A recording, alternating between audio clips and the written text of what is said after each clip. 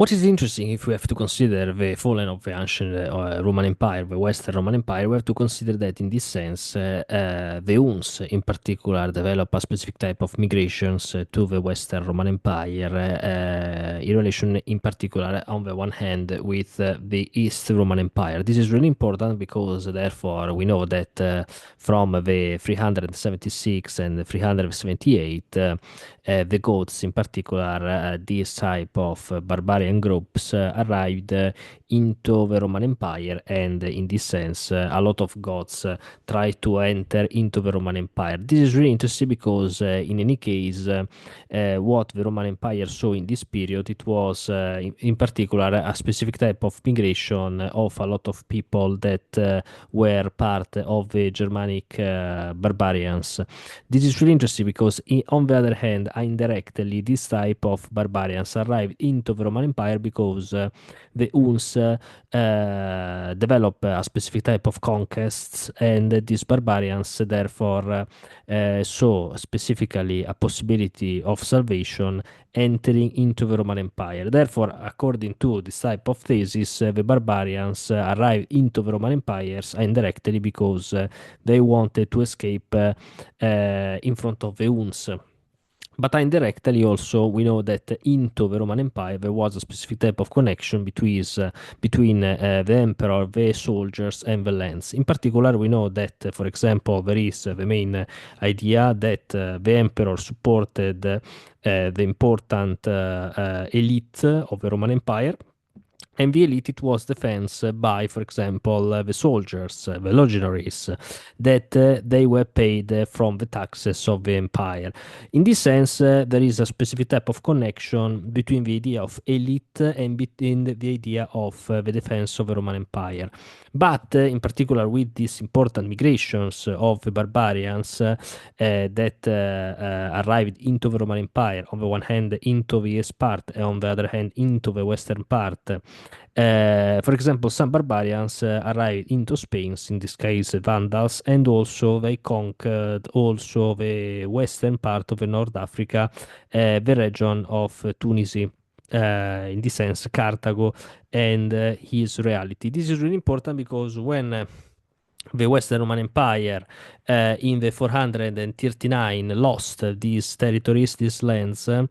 They lost also the taxes of these lands and also the possibility of the market between Rome and these lands, between the center of the Roman Empire and these lands. We know the connection between Carthago, Ostia, and Rome, for example, in this sense also to support the idea of economic impact that this type of connection had. In this sense, therefore, the idea of taxes and the idea of market that supported the connection between emperor and soldiers who defended the important elites of the Roman Empire, it was defeated, and in this sense it was lost.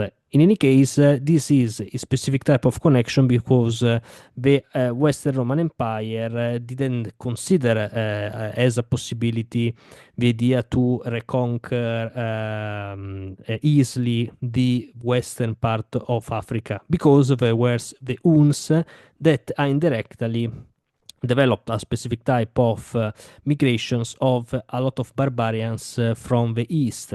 In this sense, in fact, for example, the Eastern Roman Empire wanted to support the Western Roman Empire against the Vandals in the North Africa that they arrived into the North Africa, but at the same time it couldn't because there were the Huns and at the same time other migrations. Therefore, the East Roman Empire had to consider the impossibility to support the Western Roman Empire.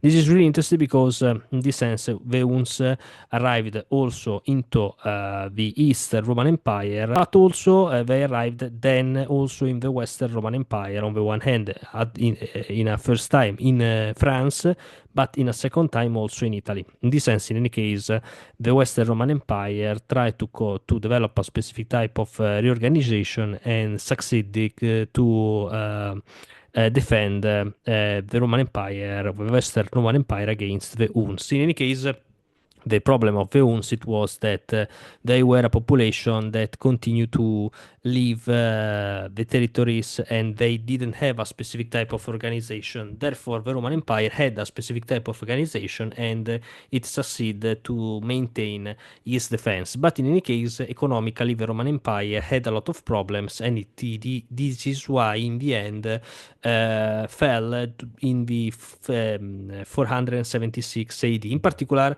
there was the last chance, the last possibility, the last idea of the East Roman Empire to support and to reconquer the western part of Africa of the Western Roman Empire, in particular in the 468, but the Eastern Roman Empire didn't succeed, and in the end, the part of the Africa that it was really important for the Western Roman Empire, it wasn't reconquered. And in the end, there was specifically the fallen of the Western Roman Empire, also because there were a lot of barbarians that, in any case, had occupied a lot of territories, for example, Spain, for example, France, for example, the North Africa, and also they were also in Italy, and in this sense, they were the first type of